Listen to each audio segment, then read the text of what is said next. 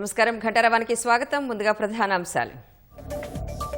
ఢిల్లీ మద్యం కేసులో rows avenue court కీలక తీర్పు. కేజ్రీవాల్, సిసోడియా, కవిత సహా 23 మందిపై అభియోగాలు కొట్టివేత.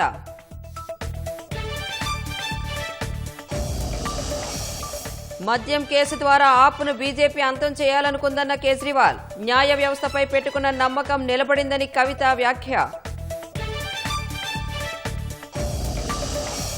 మద్యం కేసుతో బీఆర్ఎస్ రాజకీయంగా నష్టపోయిందన్న కేటీఆర్. ఓటమిని తనపై నెట్టడం సబబు కాదన్న కవిత.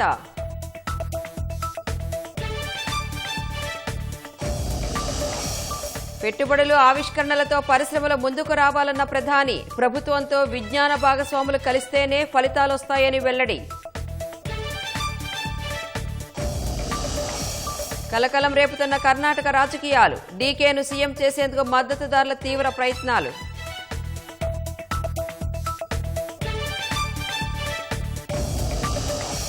భారత నౌకాదళం అమ్ముల పొదిలో మరో అస్త్రం. శత్రువుల జలాంతర్గాములను కనిపెట్టి ధ్వంసం చేసే ఐఎన్ఎస్ అంజదీప్.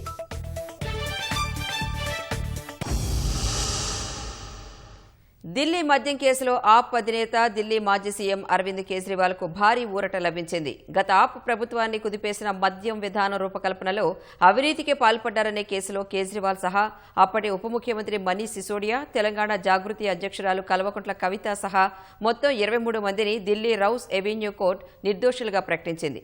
ఈ కేసులో ఎంపీ మాగుంట శ్రీనివాసరెడ్డి కుమారుడు రాఘవరెడ్డి, అరబిందో శరత్ చంద్రారెడ్డికి కూడా విముక్తి కల్పించింది. ఢిల్లీలో గత ఆమ్ ఆద్మీ ప్రభుత్వాన్ని కుదిపేసిన మద్యం కుంభకోణం కేసులో రౌస్ ఎవెన్యూ కోర్టు కీలక తీర్పు వెలువరించింది. స్పష్టమైన ఆధారాలు లేకుండానే మాజీ సీఎం కేజ్రీవాల్ ను ఈ కేసులో ఇరికించారని సీబీఐపై కోర్టు తీవ్రంగా మండిపడింది. ఈ కేసులో ఆరోపణలు ఎదుర్కొన్న ఢిల్లీ మాజీ ఉప ముఖ్యమంత్రి మనీష్ సిసోదియా, తెలంగాణ జాగృతి అధ్యక్షురాలు కల్వకుంట్ల కవిత సహా మొత్తం 23 మందికి విముక్తి కల్పించింది. ఎక్సైజ్ పాలసీలో ఎలాంటి కుట్ర లేదా నేరపూరిత ఉద్దేశం లేదని న్యాయస్థానం పేర్కొంది. నిందితులపై చర్యలు తీసుకోవడానికి తగిన సాక్ష్యాలను సమర్పించడంలో సీబీఐ విఫలమైందని పేర్కొంది. నిందితులపై ప్రాథమిక కేసులు నమోదు చేయలేదని, సీబీఐ ఛార్జ్షీట్లో అనేక లోపాలున్నాయని న్యాయమూర్తి అన్నారు. ఏ సాక్షి వాంగ్మూలంతోనూ ఛార్జ్షీట్లోని అభియోగాలు సరిపోవటం లేదన్నారు. కేవలం ఊహాగానాలపై నిర్మించడానికి ప్రయత్నించిన ఈ కేసు న్యాయ పరిశీలనకు నిలబడలేదని వివరించారు. ఢిల్లీ మద్యం విధాన రూపకల్పన కేసులో సౌత్ గ్రూప్ అనే పదాన్ని ఉపయోగించడంపై కోర్టు అభ్యంతరం వ్యక్తం చేసింది. అలాంటి వ్యక్తీకరణకు స్పష్టత, సరైన ఆధారాలు లేవని తెలిపింది. After day to day hearing and after going through all the statements and evidence, court ने ये होल्ड किया है कि कोई भी चार्ज प्राइमा फेसी भी प्रूव नहीं होता है सीबीआई की चार्जशीट के अंदर. एलिगेशन ये था कि एक्साइज पॉलिसी को मैनिपुलेट किया गया कुछ लोगों को फायदे के लिए. कोर्ट ने ये कहा है कि सारे स्टेक होल्डर्स के पास ये पॉलिसी गई थी, सारे इंस्टीट्यूशनल सेफगार्ड्स उन्होंने रखे थे. ऑनरेबल एलजी को भी अप्रूव कराई गई थी ये पॉलिसी, और अगर सिर्फ ऑनरेबल एलजी को आप इम्प्लीकेट नहीं कर रहे हैं तो बाकी लोगों को आप कैसे इम्प्लीकेट कर सकते हैं. ये सब देखते हुए कोर्ट ने सारे मुजरिमों को बरी कर दिया. कोई भी साक्ष्य, कोई भी एविडेंस, कोई भी फैक्ट, कोई भी फिगर उनके खिलाफ नहीं पाया गया. And this has happened after detailed scrutiny. General observation court का ये था कि क्रिमिनल मशीनरी या प्रोसिक्यूशन एक इंस्ट्रूमेंट है जस्टिस करने के लिए. This is not an instrument to implicate few people illegally, and especially in the case where these people are big constitutional functionaries who are appointed, who are chosen by people to govern them. Ji, after the discharge in CBI, ED is a predicate offence, so ED offence goes.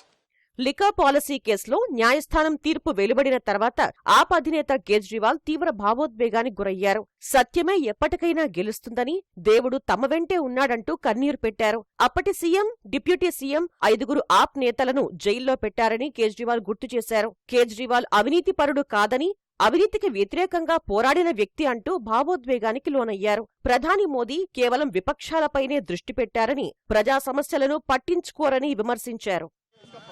Modi ji ने और अमित शाह जी ने मिलके आजाद भारत का सबसे बड़ा राजनीतिक षड्यंत्र रचा.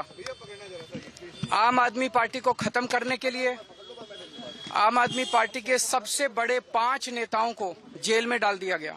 यहाँ तक कि सिटिंग चीफ मिनिस्टर, जो आज तक भारत के इतिहास में कभी नहीं हुआ, सिटिंग चीफ मिनिस्टर को उसके घर से घसीटकर जेल में डाला गया और 6 महीने तक जेल में रखा गया. हमारे उप मुख्यमंत्री मनीष सिसोदिया जी, उनको लगभग 2 साल तक जेल में रखा गया. पूरा का पूरा फर्जी केस था. हमारे ऊपर कीचड़ फेंका गया। 24 घंटे टीवी चैनलों के ऊपर डिबेट चलते थे, खबरें दिखाई जाती थी केजरीवाल भ्रष्ट है, केजरीवाल भ्रष्ट है।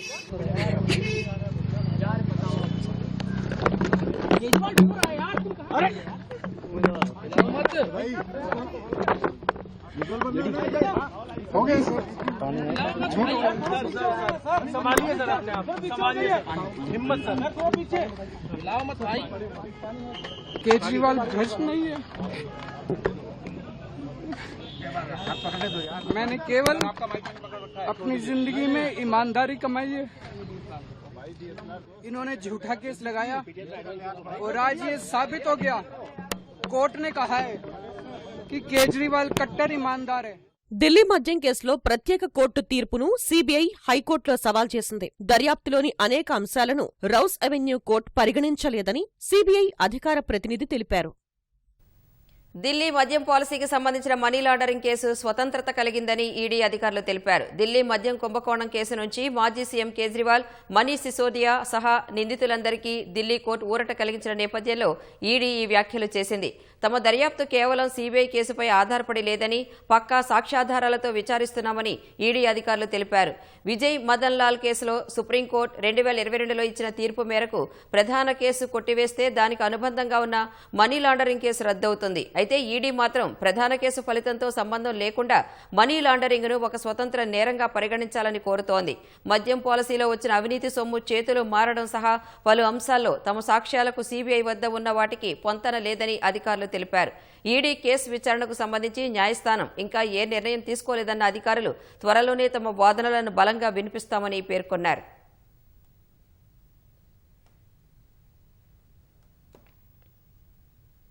నకిలీ మద్యం కేసు ద్వారా ఆమ్ ఆద్మీ పార్టీని అంతం చేయాలని ప్రధాని నరేంద్ర మోదీ, కేంద్ర హోంమంత్రి అమిత్ షా కుట్ర పన్నారని ఢిల్లీ మాజీ సీఎం కేజ్రీవాల్ ఆరోపించారు.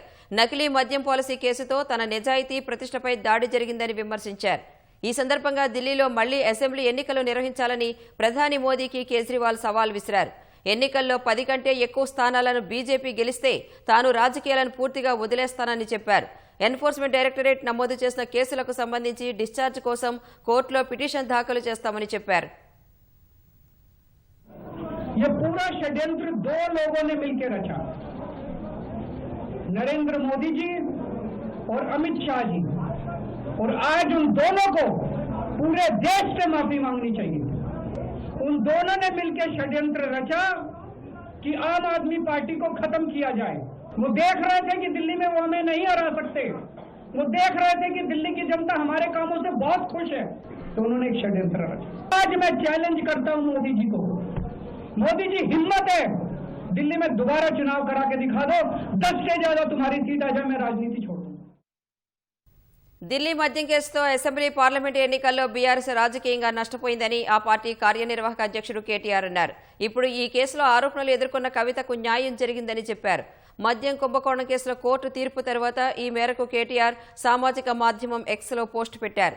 మద్యం కుంభకోణం సాకుతో కేజ్రీవాల్ నేతృత్వంలోని ఆమ్ ఆద్మీ పార్టీ ప్రభుత్వాన్ని కూల్చారని ఆక్షేపించారు. ఈ కేసు తరహాలోనే బీఆర్ఎస్ నాయకులపై నమోదైన ప్రతి కేసు అబద్దం, రాజకీయ ప్రేరేపితం, కల్పితమని త్వరలోనే తేలిపోతుందని వ్యాఖ్యానించారు. సత్యం గెలిచే వరకు కాంగ్రెస్, బీజేపీ చేసే బాధ్యతారహిత ఆరోపణలు చూశామని పేర్కొన్నారు. అసత్యపూరిత, కుట్రపూరిత కేసులు, ఆరోపణలతో ప్రజలను తప్పుదోవ పట్టించడానికి, తమ ప్రతిష్టను దెబ్బతీయడానికి ప్రయత్నిస్తున్నారని మండిపడ్డారు. చివరికి న్యాయమే గెలుస్తుందని చెప్పారు. బీఆర్ఎస్ ఓటమిని తన మెడలో వెయ్యాలని చూడటం సబబు కాదని తెలంగాణ జాగృతి అధ్యక్షురాలు కవిత అన్నారు. ఢిల్లీ మద్యం కేసును కొట్టివేస్తూ కోర్టు ఇచ్చిన తీర్పుపై కేటీఆర్ చేసిన ట్వీట్కు స్పందించిన కవిత బీఆర్ఎస్ ఓటమికి తాను కారణం కాదని స్పష్టం చేశారు. బీఆర్ఎస్ ఓటమికి తనకు సంబంధం ఉన్నట్లు కేటీఆర్ ట్వీట్ చేశారని, కోర్టు తీర్పును తమకు అనుకూలంగా మార్చుకునేందుకు ప్రయత్నిస్తున్నారని ధ్వజమెత్తారు. బీఆర్ఎస్ పార్టీ అంతర్గత లోపాలను సరిచేసుకోవాలని కవిత సూచించారు. బీఆర్ఎస్ పార్టీ అసెంబ్లీ ఎన్నికల్లో ఓడిపోవడానికి నేను కారణమా? ఆనాడు ఉన్న అంశాలేంటిది? ఇండ్లు ఇవ్వలేదన్న అంశం, ఉద్యోగాలు ఇవ్వలేదన్న అంశం, దోపిడీదారులకు టికెట్లు మార్చమని ఎంతమంది మొత్తుకున్నా మార్చకుండా వాళ్ళనే మళ్ళీ ప్రజల మీద రుద్దాలనేటటువంటి చేసిన ప్రయత్నం, ఈ అంశాలు కాదా ఆనాడు చర్చలో ఉన్నాయి? అన్నిటికన్నా ఎక్కువ అహంకారం అనేటటువంటి అంశం కాదా చర్చలో ఉన్నది? ఇవాళ వచ్చినటువంటి తీర్పుని మీకు అనుగుణంగా మలుచుకొని బీఆర్ఎస్ పార్టీ ఓటమిని నా మెడలో వేయాలని చూస్తున్నారు. ఇది కరెక్ట్ కాదు. కేటీఆర్ గారు, మీరు ప్రజలకు జవాబుదారీగా ఉండాలి. You are living in a denial, my dear brother. Accept the fact. Understand what has happened during that election. Take steps accordingly. Fight it out in people. Do not blame me for this. Delhi మద్యం కేసులో సరైన ఆధారాలు లేవని కేజ్రీవాల్కు court clean chit ఇచ్చినప్పటికీ ఢిల్లీ ప్రజలు ఆయనకు రాజకీయంగా ఎప్పుడో సమాధానం ఇచ్చారని బీజేపీ వ్యాఖ్యానించింది. సాంకేతిక అంశాల ఆధారంగా దర్యాప్తు సంస్థ సీబీఐ ముందుకు వెళుతుందని పేర్కొంది.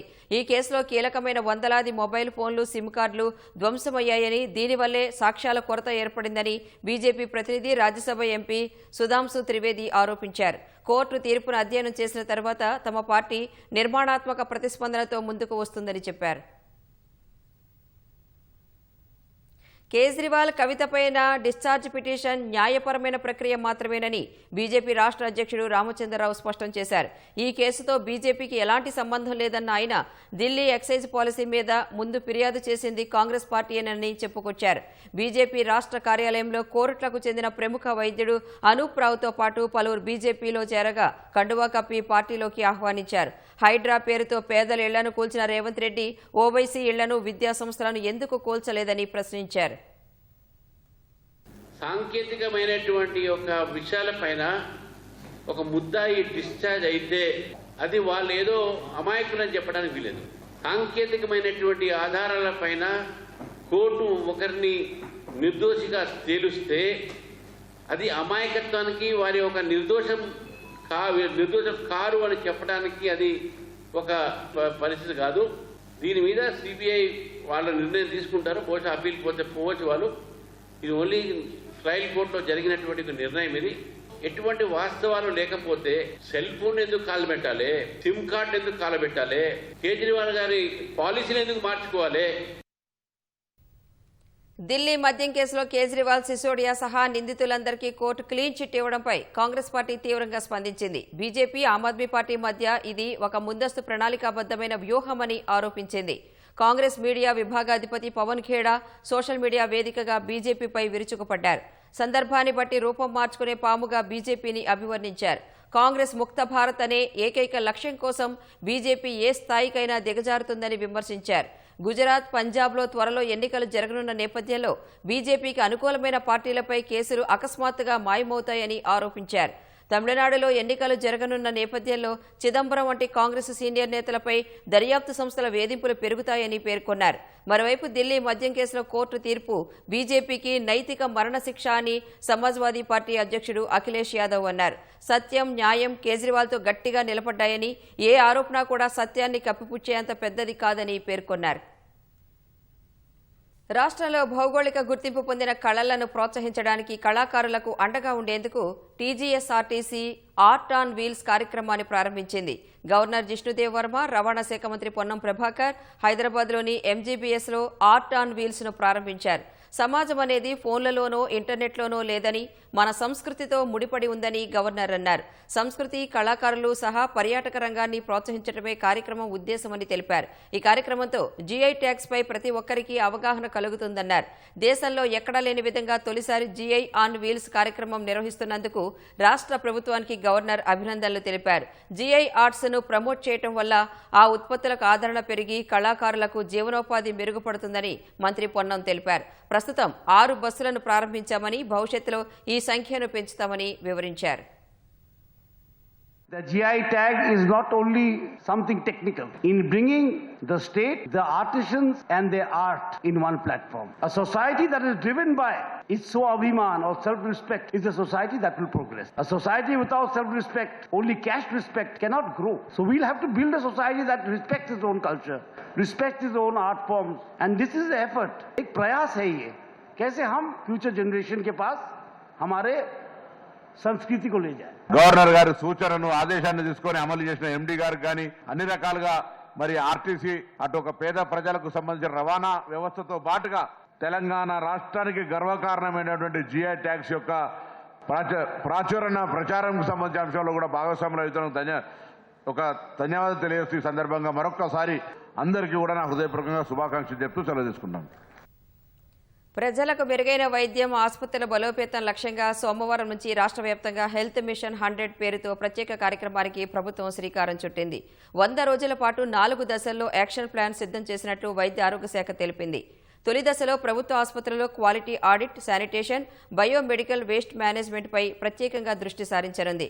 సెర్ప్ సహకారంతో 42 లక్షల మంది డ్వాక్రా మహిళలకి టీ డయాగ్నోస్టిక్స్ ద్వారా హెల్త్ ప్రొఫైలింగ్ చేయనుంది. రాష్ట్ర వ్యాప్తంగా 33 ప్రభుత్వ జనరల్ ఆసుపత్రిలో జెరియాట్రిక్ క్యాంపులు నిర్వహించనుంది. మహిళా అంతర్జాతీయ దినోత్సవాన్ని పురస్కరించుకుని మార్చి 8న రాష్ట్ర వ్యాప్తంగా మహిళల కోసం హెల్త్ డ్రైవ్ చేపట్టనుంది. మార్చి 19న సనత్ నగర్లో నూతనంగా ఏర్పాటు చేస్తున్న టిమ్స్ ఆసుపత్రిని ప్రారంభించడం సహా పాఠశాల విద్యార్థులు, అంగన్వాడీ చిన్నారులకు రక్తహీనత, కంటిచూపు పరీక్షలు చేయనుంది. రెండో దశలో క్యాన్సర్ని నోటిఫైడ్ వ్యాధిగా ప్రకటించి క్యాన్సర్ కేర్ పాలసీని ప్రారంభించే అవకాశం ఉంది. ఏప్రిల్ 7న వరల్డ్ హెల్త్ డే సందర్భంగా ఉత్తమ సేవలు అందించిన వైద్యులకి అవార్డులు అందించనుంది. మూడో దశలో సీజనల్ వ్యాధుల నియంత్రణ, ఖైదీలకి హెచ్ఐవి, సాంక్రమిక వ్యాధుల టెస్టులు నిర్వహించనుంది. చివరి దశలో పట్టణ, గిరిజన ప్రాంతాల్లోని వారికి కస్టమైజ్డ్ హెల్త్ సొల్యూషన్స్, హైదరాబాద్ సహా అర్బన్ క్లస్టర్లోని 145 యూపీహెచ్సీలను పాలిక్లినిక్స్గా అప్గ్రేడ్ చేయనుంది. ఎమ్మెల్యే దానం నాగేందర్ అనర్హత పిటిషన్ కేసులో వచ్చే నెల 2న ఇరు వర్గాల వాదనలు స్పీకర్ గడ్డం ప్రసాద్ కుమార్ విననున్నారు. వాస్తవానికి దానం నాగేందర్ ఇవాళే విచారణకు హాజరు కావాల్సి ఉండగా ఆయన రాలేదు. దానం తరపున హాజరైన న్యాయవాది స్పీకర్కు అందజేయాల్సిన అఫిడవిట్ ఇవ్వకపోవడంతో విచారణ ముగించారు. మార్చి 2న ఇరు వర్గాల వాదనలు వింటానని తెలిపారు. తదుపరి విచారణలో ఇరు వర్గాల వాదనలు వింటానని స్పీకర్ చెప్పినట్లు బీఆర్ఎస్ ఎమ్మెల్యే కౌశిక్ రెడ్డి తరపు న్యాయవాదులు తెలిపారు. నాగర్ కర్నూలు జిల్లా కుమ్మెర గ్రామంలో జరిగిన ఘటనపై పోలీసులు నిర్లక్ష్యం వహిస్తున్నారని ధర్మ సమాజ్ పార్టీ అధ్యక్షుడు విశారదన్ మహారాజ్ ఆరోపించారు. బాధితులకు న్యాయం జరగకపోతే రాష్ట్రంలో అతిపెద్ద యుద్ధం జరుగుతుందంటూ హెచ్చరించారు. హైకోర్టు విశ్రాంత న్యాయమూర్తి జస్టిస్ ఈశ్వరయ్య, నేతలు కల్వకుంట్ల కవిత, ఆర్ కృష్ణయ్య బాధితులతో కలిసి డీజీపీ కార్యాలయానికి వెళ్లారు. లోపలికి అనుమతించకపోవడంతో డీజీపీ కార్యాలయం ముందు బీసీ, ఎస్సీ, ఎస్టీ, ఐకాసా నాయకులు కొద్దిసేపు ఆందోళనకు దిగారు. ఈ సంఘటనకు కారకులైన అందరినీ కఠినంగా శిక్షించాలని, బాధిత కుటుంబానికి న్యాయం జరిగే వరకు పోరాటం కొనసాగిస్తామని కవిత, విశారదన్ మహారాజ్ స్పష్టం చేశారు.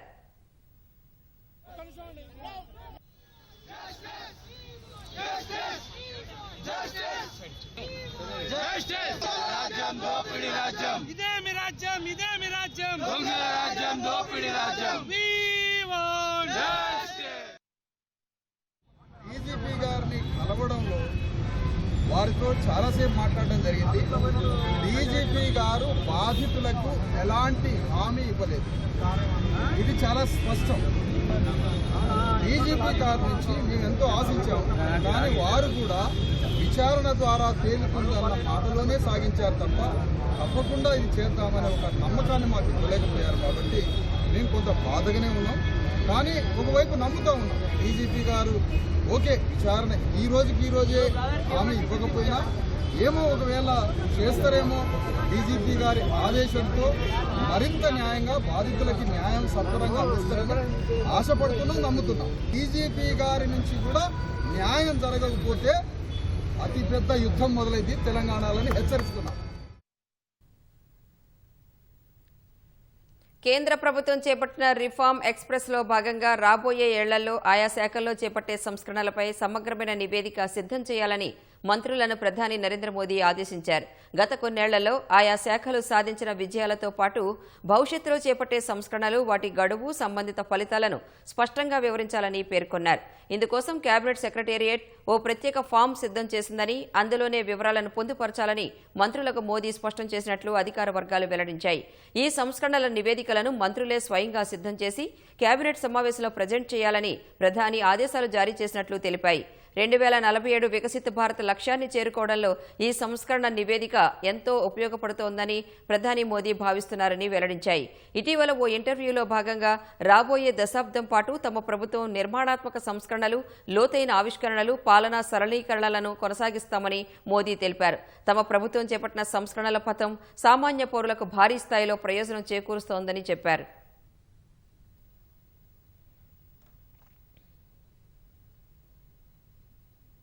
కర్ణాటక ఉప ముఖ్యమంత్రి డీకే శివకుమార్ను సీఎం పీఠంపై కూర్చోబెట్టేందుకు ఆయన మద్దతుదారులు వేగంగా పావులు కదుపుతున్నారు. ఈ మేరకు 40 మంది ఎమ్మెల్యేలు ఓ ప్రైవేటు హోటల్లో సమావేశం కావడం కర్ణాటక రాజకీయాల్లో కలకలం రేపుతోంది. మాగడి ఎమ్మెల్యే హెచ్సి బాలకృష్ణ ఆధ్వర్యంలో గురువారం రాత్రి ఈ కీలక భేటీ జరిగింది. తన పుట్టినరోజు వేడుక పేరుతో ఆయన ఈ సమావేశాన్ని ఏర్పాటు చేశారు. అయితే భేటీ ముఖ్య ఉద్దేశం మాత్రం శివకుమార్ను ముఖ్యమంత్రి పీఠంపై కూర్చోబెట్టడమేనని పార్టీ వర్గాలు వెల్లడించాయి. ప్రస్తుత పరిస్థితులు ఇలాగే కొనసాగితే భవిష్యత్తులో పార్టీకి కష్టకాలం తప్పదని శివకుమార్ మద్దతుదారైన బాలకృష్ణ తెలిపారు. ఈ వివాదంపై అధిష్టానం వెంటనే జోక్యం చేసుకుని తుది నిర్ణయం తీసుకోవాలన్నారు. కాంగ్రెస్ ఎమ్మెల్యేలు నియోజకవర్గాల్లోకి వెళితే తమను ఇదే అంశంపై ప్రజలు నిలదీస్తున్నారని బాలకృష్ణ చెప్పారు. 2028 అసెంబ్లీ ఎన్నికల నాటికి పార్టీ ప్రతిష్ఠ దెబ్బతినకుండా ఉండాలంటే ఇప్పుడే పార్టీ నాయకత్వంలో మార్పు రావాలని పలువురు ఎమ్మెల్యేలు డిమాండ్ చేశారు. అయితే ఈ సమావేశం గురించి ఏమీ తెలియదని ఉప ముఖ్యమంత్రి డీకే శివకుమార్ తెలిపారు. అది వారి వ్యక్తిగత విషయమని, పార్టీతో దానికి సంబంధం లేదన్నారు. ఎమ్మెల్యేలు తనను సీఎం చేయాలనుకుంటున్న సంగతి తెలియదన్న శివకుమార్ తనతో ఈ విషయం ఇంతవరకు ఎవరూ చర్చించలేదన్నారు.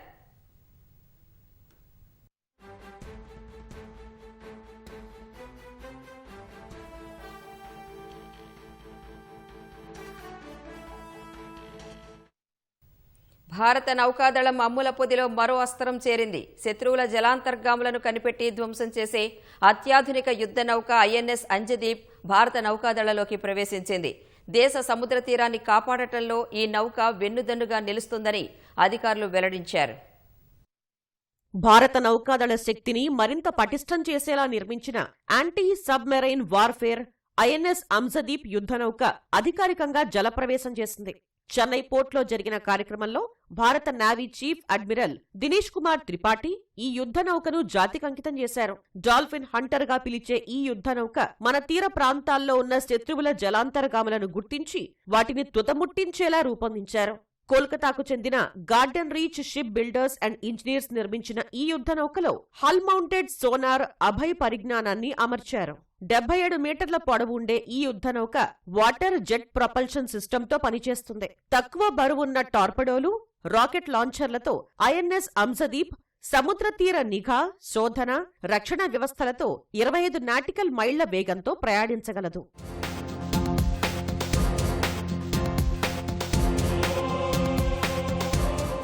ఈ ఏడాది మరో 15 యుద్ధ నౌకలను నౌకాదళంలోకి చేర్చుకోవాలని లక్ష్యంగా పెట్టుకున్నట్లు భారత navy chief admiral Dinesh Kumar Tripathi తెలిపారు. ఐఎన్ఎస్ అంజదీప్ ను ప్రారంభించిన అనంతరం మాట్లాడిన ఆయన భారత్ దృష్టిలో ఆత్మనిర్భరత అంటే మేక్ ఇన్ ఇండియా మాత్రమే కాదని, భారత్పై ఉన్న నమ్మకమని వెల్లడించారు.